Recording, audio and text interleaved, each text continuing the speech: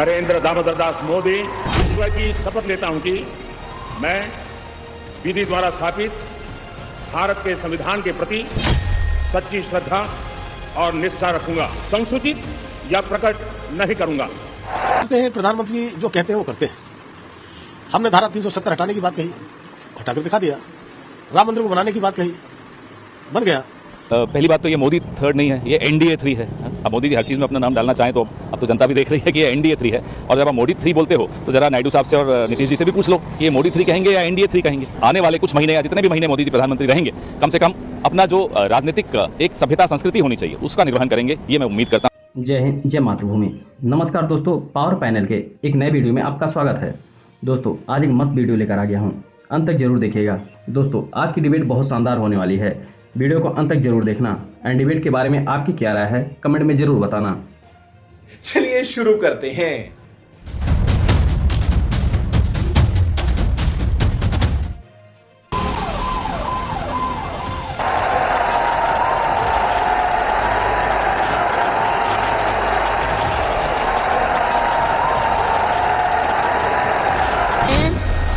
मैं नरेंद्र दामोदर दास मोदी ईश्वर की शपथ लेता हूं कि मैं विधि द्वारा स्थापित भारत के संविधान के प्रति सच्ची श्रद्धा और निष्ठा रखूंगा। संसूचित या प्रकट नहीं करूंगा। कहते हैं प्रधानमंत्री जो कहते हैं वो करते हैं। हमने धारा 370 हटाने की बात कही, हटाकर दिखा दिया। राम मंदिर को बनाने की बात कही, बन गया। इस तरह के अनेकों अनेक काम इस प्रकार के हैं। तो आदरणीय प्रधानमंत्री जी ने जो सोचा है, जो संकल्प लिया है, जो कहा है, वो पूरा पहली बात तो ये मोदी थर्ड नहीं है, ये एनडीए 3 है। अब मोदी जी हर चीज में अपना नाम डालना चाहें तो अब तो जनता भी देख रही है कि ये एनडीए 3 है। और जब आप मोदी 3 बोलते हो तो जरा नायडू साहब से और नीतीश जी से भी पूछ लो कि ये मोदी 3 कहेंगे या एनडीए 3 कहेंगे। आने वाले कुछ महीने या जितने भी महीने मोदी जी प्रधानमंत्री रहेंगे, कम से कम अपना जो राजनीतिक एक सभ्यता संस्कृति होनी चाहिए उसका निर्वहन करेंगे, ये मैं उम्मीद करता हूँ। वैल्यू एडिशन आप क्या करते हैं? तो उनकी जिस तरीके की उम्मीद अपने मंत्रिमंडल से है वो साफ साफ जग जाहिर है। देश को किस दिशा में ले जाना चाहते हैं छोटी बात है नहीं। हमारे सामने एक बड़ा लक्ष्य है, हम उस बड़े लक्ष्य को पार करेंगे, अपने सहयोगी साथियों के साथ करेंगे, एनडीए के साथियों के साथ करेंगे, जिन लोगों के साथ मिलकर के 543 सीटों पर इलेक्शन लड़ा था, चुनाव लड़ा था और हमें फतेह दिलाई, उनके साथ हम मिलकर के आगे बढ़ेंगे, देश को एक नए मुकाम पर ले जाएंगे। इसमें कोई शक नहीं है। ये इनके मन में थोड़ा सा लड्डू फूट रहा है, ये सोच रहे हैं कुछ पुरानी वाली दशा आ जाए, सरकार कहीं गिर जाए तो कुछ रास्ता बन जाए, लेकिन इनको पता नहीं है कि चीजें बहुत कुछ बदल गई। मोदी जी का अपना एक औरा है और पिछले 10 सालों में किस तरीके से गठबंधन की सरकार चलाई जाती है ये मोदी जी ने दिखा दिया है। हमें जरूरत तो नहीं थी ना विपक्ष की, इससे पहले भी तो हम गठबंधन की सरकार चला रहे थे, सबके साथ मिलकर के आगे बढ़ रहे थे। अब यह है कि और थोड़ा सा गठबंधन हमारा और विस्तृत हो गया है, और साथी चले आए हैं और लोगों ने मिलकर के हमारा साथ दिया है। हम चलेंगे, 5 साल ये सरकार पूरा करेगी और जो लक्ष्य लेकर के चले हैं, देश को जिस मुकाम पर पहुंचाने का लक्ष्य लेकर के मोदी जी चले हैं, मुझे लगता है कि एनडीए के सारे साथियों के साथ मिलकर के वो लक्ष्य पूरा करेंगे।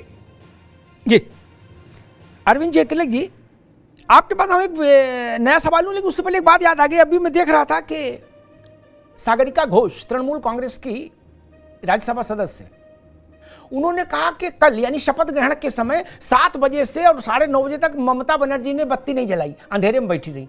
पूछा क्यों दीदी अंधेरे में क्यों? बोले नहीं, हम मोदी के खिलाफ हैं इसलिए। बताइए, ये हालत हो गई। अरे मोदी के खिलाफ तो बत्ती क्यों बंद कर दी भाई? दीदी बत्ती तो जलने दो। लोकतंत्र में बत्ती तो जनता जलाती बुझाती है मित्र।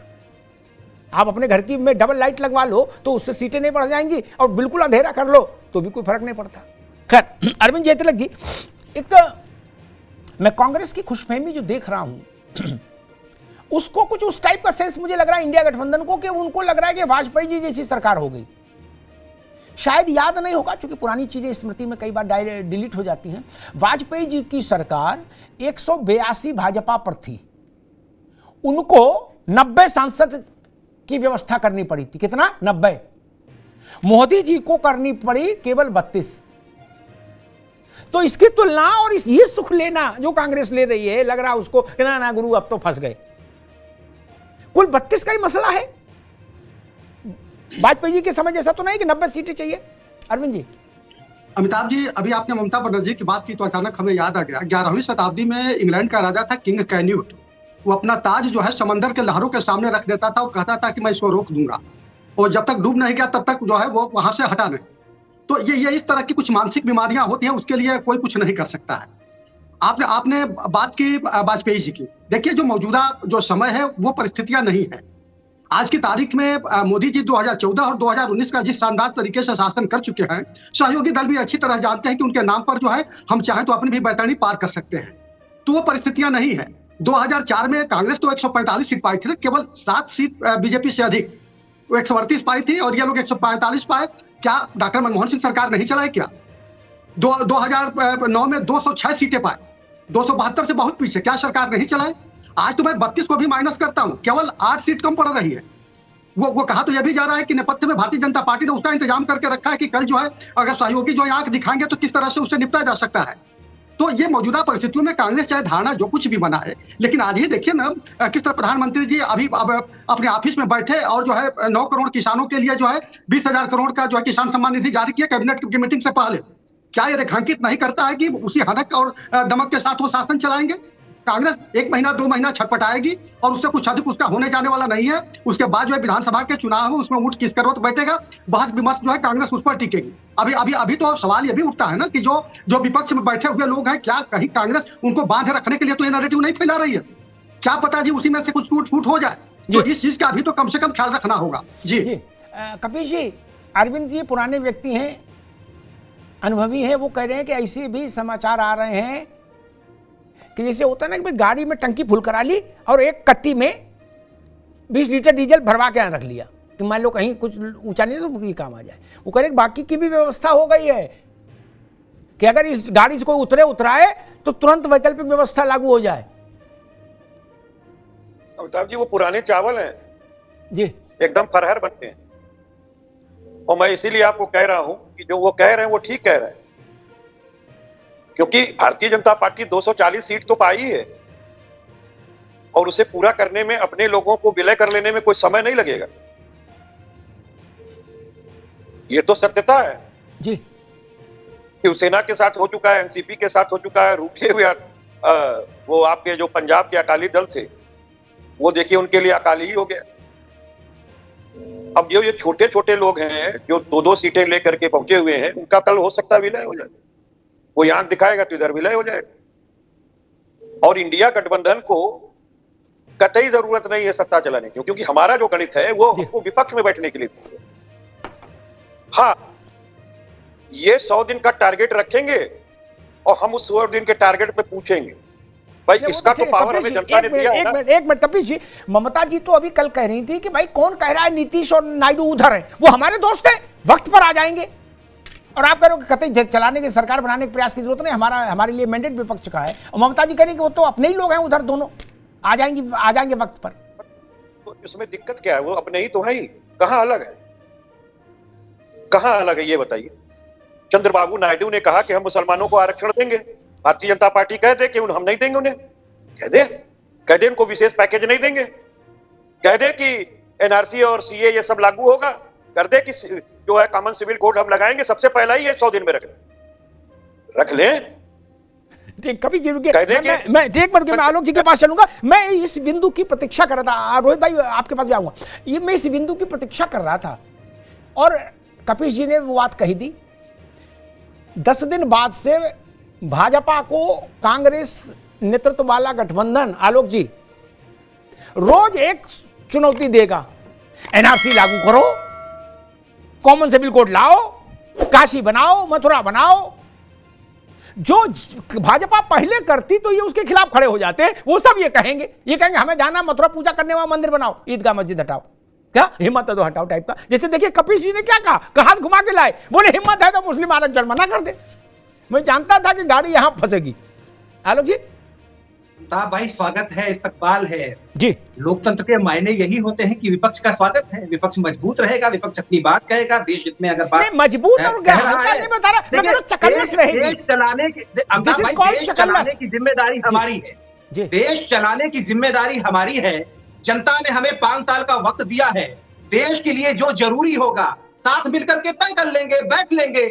किन मुद्दों पे कब आगे बढ़ना है ये भी तय हो जाएगा और उस लक्ष्य के हिसाब से 5 साल में हम पूरा करेंगे ना।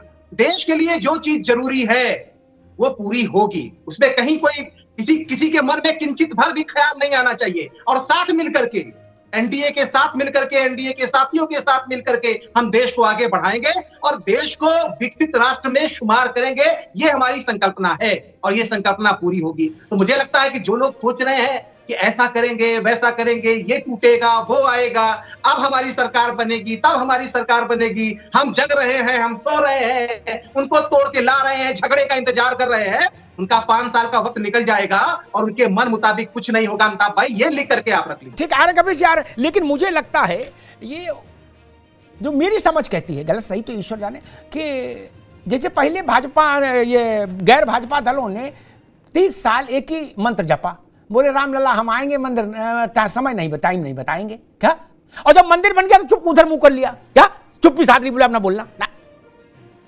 30 साल गदर कर दिया विपक्षी दलों ने। क्या ज्योति बसु भी पूछते थे कि मंदिर की तारीख नहीं बताई, बताओ ज्योति दादा से क्या लेन देना था भाई, वो तो कम्युनिस्ट थे हैं?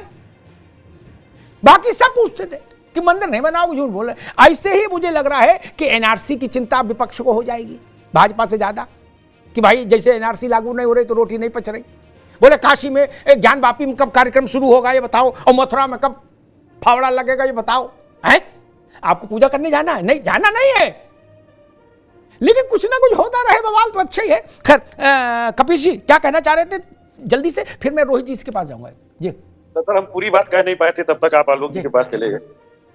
देखिए हमने पहले से ही आपको ये बात कहा कि समाजवादी पार्टी का विजन है कि हमको जनता ने जिस ताकत पे बैठाया है हमें वही करना चाहिए जो जनता हमसे कराना चाहिए। वीडियो को अंत तक देख लिया होगा आपने, उम्मीद करता हूँ वीडियो पसंद आई होगी। इसी तरह की डिबेट वीडियो के लिए वीडियो को लाइक और चैनल को सब्सक्राइब जरूर करें, और वीडियो के बारे में आपका क्या राय है कमेंट में जरूर लिख कर जाना। मिलते हैं एक नए ज्वलंत मुद्दे पर। जय हिंद।